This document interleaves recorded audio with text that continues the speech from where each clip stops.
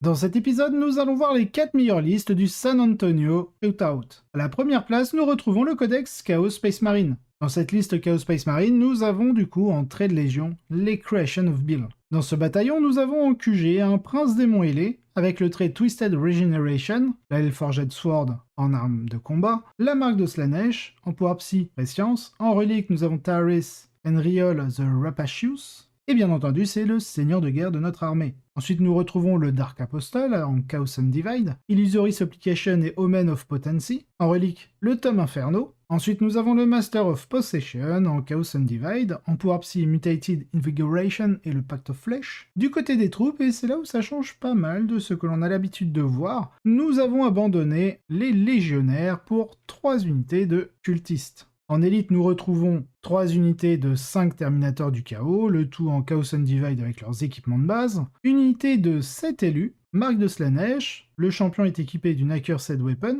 un Master of Execution avec le trait Hatred Incarnate en Chaos and Divide avec la relique Uloka the Black, enfin, l'unité de 10 possédés avec la Black Rune of Damnation. Du côté des attaques rapides, nous avons une unité de 5 Raptors en Chaos and Divide et 2 Venom Crawlers. Nous allons finir avec l'unité de soutien, 5 Avoc avec les 4 Avoc autocanon en Chaos and Divide. Johnny a réalisé un véritable travail avec cette liste Creation of Bill, qui a remporté l'événement. Il a évité les petites unités de possédés comme nous l'avons vu dans d'autres constructions réussites, pour un gros blob avec la Black Rune, et le soutien du maître de la possession, et plusieurs petites escouades de Terminators et d'élus pour faire du bunga bunga dans la gorge de ses adversaires, pendant que les 2 Venom Crawlers et l'escouade de Havoc fournissent un minimum de puissance de feu à longue portée. En retirant l'omniprésent Abaddon de la liste, on libère plus de points pour des jeux plus chirurgicaux qui manquent généralement dans ce style de jeu dans lequel les listes de creation se laissent généralement entraîner. En deuxième place, nous avons le codex Adepta Sororita. Bien entendu, nous sommes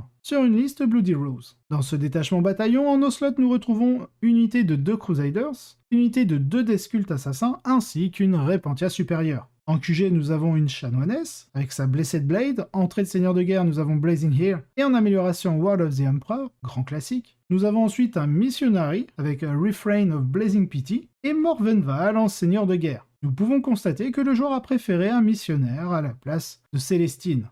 Titre. En troupe, nous avons 3 unités de Battle Sister. En élite, une Dogmata, avec la Litany of Enduring Face. Entrée de seigneur de guerre, nous avons le Beacon of Face, ensuite une hospitalière, et 3 unités de 8 sœurs Repentia. En attaque rapide, nous sommes aussi équipés de 3 unités de Zephyrim, une de 9 et 2 de 7, aucune ayant le penant. Enfin, du côté des choix de soutien, nous avons 3 unités de Rétributor, avec le Chérubin et les 4 multifuseurs. Enfin, pour finir avec la liste, en transport dédié, nous avons un Rhino. Le Bloody Rose, que vous connaissez et aimez, il n'y a pas grand chose à dire ici, car nous avons vu de légères variations sur cette liste depuis un certain temps maintenant. Prenez Repentia, Zephyrim, Rétributor ou Armiger Elverine, et Val, ajoutez les restes de votre choix et frayez votre chemin vers la victoire. En troisième place, nous retrouvons de nouveau le codex Space Marine du Chaos, et encore en Creation of Bill. Dans cette liste, nous allons retrouver certaines similitudes avec la précédente. Notamment en choix de QG, nous avons un prince démon ailé, mais celui-ci possédant la marque de Nurgle a opté pour la relique Golax the Decayed, niveau du pouvoir psy Warp Time. Bien sûr, il est aussi en Hellforged Sword. Nous avons aussi un Dark Apostle, en Chaos and Divide, Illusory Supplication, un Master of Possession avec la relique Liber Hereticus, la marque de Slanesh, un pouvoir psy Mutated Invigoration et Pact of Flesh. Du côté des troupes, la même chose, 3 unités de cultistes. Par contre, en élite, nous retrouvons un classique, l'unité de 10 Terminators du Chaos, en marque de Slanesh, 2 points tronçonneurs, 4 combis Melta, 2 points énergétiques, 6 Accursed Weapon, 6 combis Bolter et bien entendu, la Black Rune of Damnation. Nous avons aussi 2 unités de 10 élus. Les deux sont en Chaos Icon, marque de Slanesh, 2 Accursed Weapon et 2 gantelets énergétiques. En attaque rapide, nous retrouvons une unité de 3 Chaos Bikers avec le Chaos Icon, 2 lance-flammes en marque de corne. Ensuite, nous avons un détachement Vanguard, et non pas Chaos Space Marine, mais Chaos Demon. Et devinez quoi? Un grand classique. En QG, le Changecaster, pouvoir psy Bolt of Change Infernal Flame, et en élite, un Exalted Flammer. Ah, je vous ai eu, hein. Mais bien sûr, on a les 2 unités de 5 Flammeurs, grand classique. Comme nous l'avons vu maintes et maintes fois depuis la sortie du codex Chaos Demon, quand il s'agit du chaos, si vous avez l'option, vous pourriez aussi bien prendre des flammeurs et honnêtement, s'il y a une liste qui pourrait vraiment les utiliser pour améliorer son jeu, c'est bien celle de Creation of Bill. En évitant toute possession et en optant pour un grand bloc de Terminator et 2 grands blocs d'élus, la liste de George glisse une petite avant-garde de flammeurs dans le mélange pour soutenir le jeu de tir que Creation of Bill manque généralement. J'apprécie cette version de la liste, bien qu'elle soit un peu plus lente que celle qui utilise les possédés, et qu'elle semble rendre plus difficile le jeu contre les taux ou la garde. Ce qui semble avoir été le cas puisque sa seule défaite a été contre l'Astra Militarum dans un match où il a quand même réussi à obtenir un score de 90 points. Pour la 4e et dernière place, non sans surprise, le Codex Tyrannide.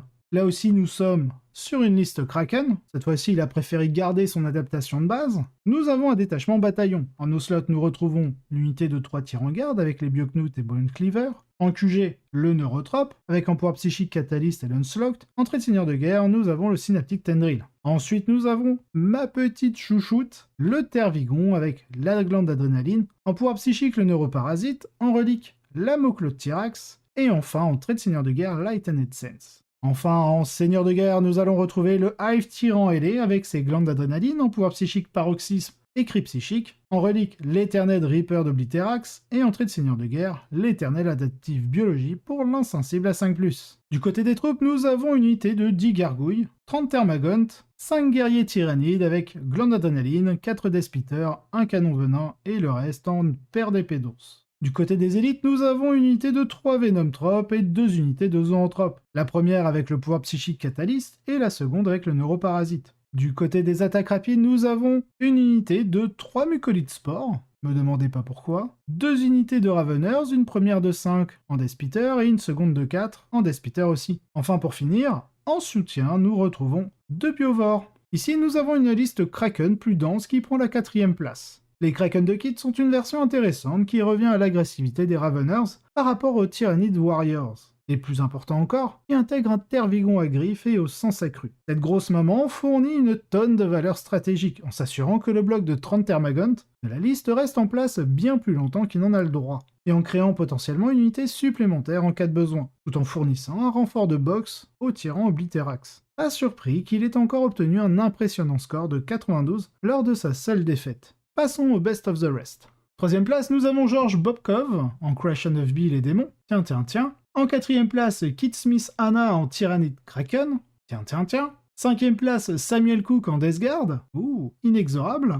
6e place, TG Bruce en Chaos Demon et Chaos Knight. 7e place, Stephen Fox en Tyrannid. Léviathan cette fois. Il a la particularité de jouer 2 Tervigons et 2 briques de Thermagant. En 8e place, nous retrouvons Brett Urbanowski en Astra Militarum, Gunnery Expert et Spotter. En 9e place, Apollo Cheng en Tau, 7 Tau. Et en 10e place, Jason Manning en World Bearers, avec Abaddon et la grosse unité de Terminator.